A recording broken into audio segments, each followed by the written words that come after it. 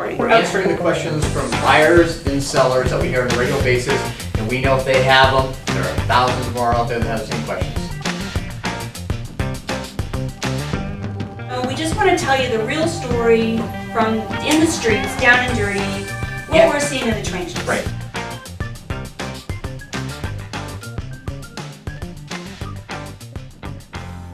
Works out here. You got 30 seconds. If you can't say it in 30 seconds, it's not worth saying. Hey, Kristin LaVanway here in Phoenix. And Dean Ouellette with Dean Sells AZ. And we are here to answer your Phoenix real estate frequently asked questions. We're going to start off with this first one. Is this a good time to buy a house? It's a good question. It actually is a great time to buy a house. There's a lot of reasons why you may want to get into the real estate game right now. Prices are much more affordable than they were a couple of years ago. Interest rates are historically low as well, so you can actually buy a house and your house payment can be less than what you're paying for rent. So that's always a good time to buy a house. Is it a good time for everybody to buy a house? Not necessarily. If it doesn't fit in your budget, if you really can't afford it, don't stretch yourself out to get one right now and end up in a distressed situation like so many other homeowners. If you're looking for a single family house, and again we're talking about Phoenix only, it really is a great time. Prices are historically low. But if you're looking for a condo unit in the Phoenix, Tempe area, I'm not so sure that prices have really bottomed yet. They still seem to be going down. But one thing I want to do is touch on what you hit at the end. You really need to be smart when you're looking about if you want to buy a house right now.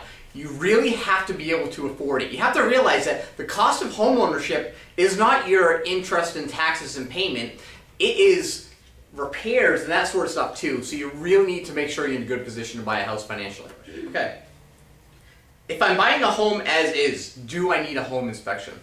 Absolutely. Almost well over 50% of properties right now in the Phoenix market are going to be as is, between foreclosures and short sales. Now short sales, as is usually means as is because the homeowner doesn't have the money to make the improvements, make the changes. On a foreclosure, as is means the bank's going to sell it as is unless you negotiate it, because everything is negotiable in the contract. So if you have something major like an AC unit that's out, you can negotiate that into the contract with either them repairing it or getting a lower price. So absolutely do a home inspection. Agreed. If you are purchasing a home, whether repairs are going to be done or not, you want to know what you're getting for your money. And the only way to do that is with a professional home inspection. These guys will spend 2-3 hours going through the house with a fine-tooth comb, and they're going to tell you every big thing and little thing that's wrong with the house. And that's something you need, whether the repairs are going to be made by the seller or by you after you purchase. If you do need to go back for, say you want the bank to do some repairs, and I've had this happen before where they've gone back and repaired a roof. Having a professional report really beefs up your argument to have that repair done by the seller. You're up. Okay, next question. Can my real estate agent give me the lockbox code so I can pop in and check out a house? All right, I have a problem with this big time. It gets asked, this question gets asked of me quite often. And what we're talking about is not the super lock box where we have an electronic key, but the little contractor's box where it's just a little code, you know, 3 numbers, 4 digits, whatever. And can I just hand that to my client and have them walk in and check the house out on their own?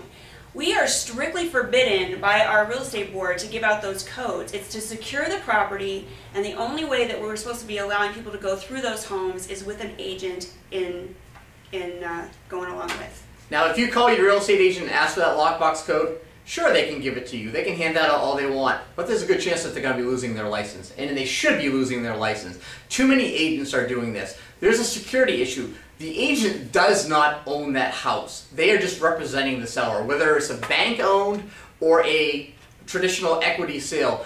The agent does not own that house and should not be letting people in there who do not have authority to go in there. That's why I use all super lockboxes on my listings. Yeah, I wouldn't want strangers traipsing through my house. No, absolutely not. And I don't want him, if I'm representing a seller, I don't want him, you know, going through my seller's house and I have a liability. What happens there? Exactly, exactly. No, we're not giving out the codes. Call another agent. They will. Yeah. Why do short sales take so long? Love S. Just S. Sasha. Love Sasha. Is that how you spell your name? S? Yeah. She's frustrated. Frustrated? So we just do a short S. She's doing a short sale right now and it's taking too long. She wants to know why. Okay. Why do short sales take so long? This question came from our wonderful Steven Speilberg operator, Sasha Lopez. short sales take so long for two reasons. Number one, banks are overwhelmed with short sales. A typical negotiator for Bank of America, let's say, is going to have 500 files on their desk at any time. And they're going to approve roughly 30 files in a given month. That means they have a lot of inventory to get through. Also, the other reason that it's taking so long is because agents who represent the seller are not doing the adequate job once they've run into roadblocks. They're getting it escalated because they have to get out of those 500 files. That negotiator is going to have the 500 files and they're going to have the 30 files they're working on. You need to get into that 30 files. Okay, short sales are not, there's nothing short about them. There's a lot of things that have to happen behind the scenes for them to be approved. And just what Dean was saying, these banks are overwhelmed and understaffed. They don't have enough people to go through all the files and take care of all the analysis that needs to happen and approve those sales. I wish it was as easy as saying, here's some numbers, plug them into the computer, tell me if you can do this. But it's not that easy. There's got to be investor approval, bank approval, procedures have to be followed, and that takes a long time. And if you don't have somebody driving that process through, and I mean by that the lister, then it could take forever, literally. As always, we love to hear from you. We love to hear what questions you have. We have had some questions submitted in the last couple of weeks, but we really need more. You can always email us or leave a comment below. We'd love to hear from you. Shoot us an email, give us your questions. Maybe we'll answer it on our next video. Have a great week. I don't know. Why do I have to answer this one first? What's the question? Is it a good time to buy a house? Okay, all right. It is a good time. I mean, it's a good time. No. Is this a good time to buy a house? What am I supposed to say to that? Of course it's a good time to buy a house. It depends. Do you want to rent, sell, buy, or invest? Yeah. Somebody's been listening to some Tom Perry. But you've got to be smart about it. You've got to make sure that it's, fits within your budget and your long-term goals, blah, blah, blah. Okay. Blah, blah, blah is always a good answer. Yes, that's perfect. Blah, blah, blah. Blah, blah, blah. Really needs to be Spartan. You